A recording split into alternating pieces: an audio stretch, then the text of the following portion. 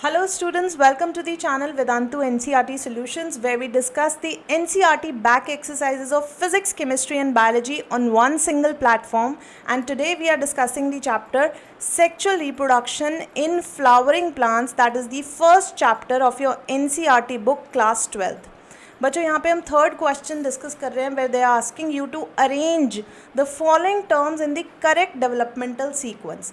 सही सीक्वेंस में इनको अरेंज करना है. So we are given pollen grain, sporogenous tissue, microspore tetrad, pollen mother cells and male gametes. तो बच्चों इसके लिए मैं आपको प्रोसेस समझा देती हूँ that if this is the anther, right, if this is the anther, then in the anther we have 4 microsporangia, right, 4 microsporangia मिलेंगे आपको इसके अंदर.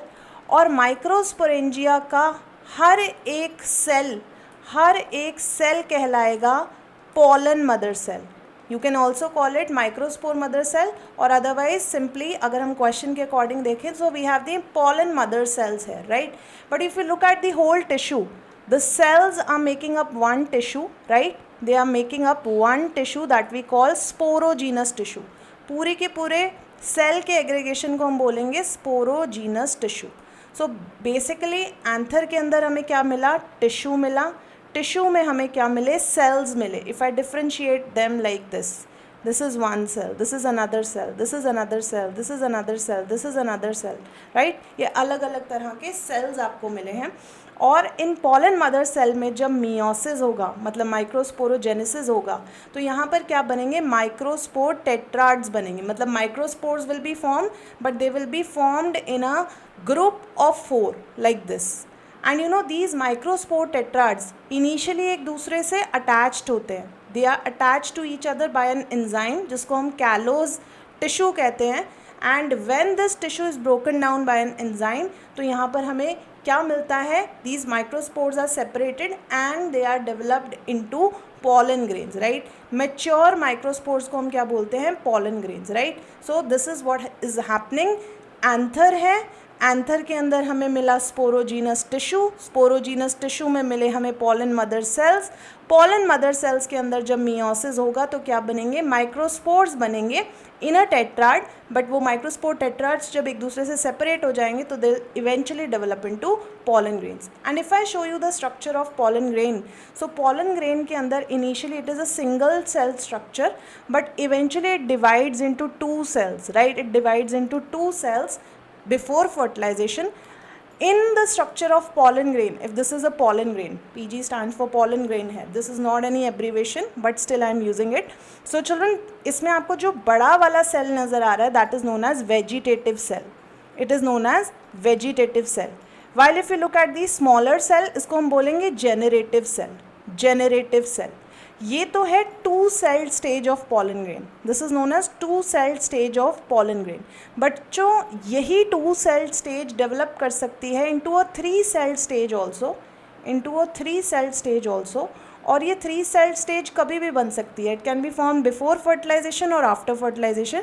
तो अलग अलग फ्लावरिंग प्लांट्स में अलग अलग प्रोसीजर हैं कि कुछ प्लांट्स में बिफोर फर्टिलाइजेशन 2 celled स्टेज मिलेगी, और कुछ प्लांट्स में बिफोर फर्टिलाइजेशन ही आपको 3 celled स्टेज भी मिलेगी.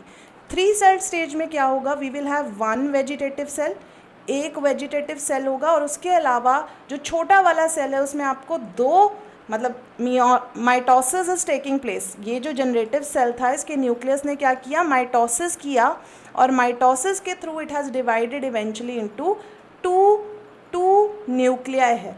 तो ये जो 2 न्यूक्लियाई बने हैं बच्चों, they are 2 male gametes. They are nothing but 2 male gametes, right. तो ये जो स्टेज अब बन गई है, this is 3 celled stage of pollen grain. This is 3 celled stage of pollen grain which can be form before fertilisation also, after fertilisation also, depending upon the type of flowering plant.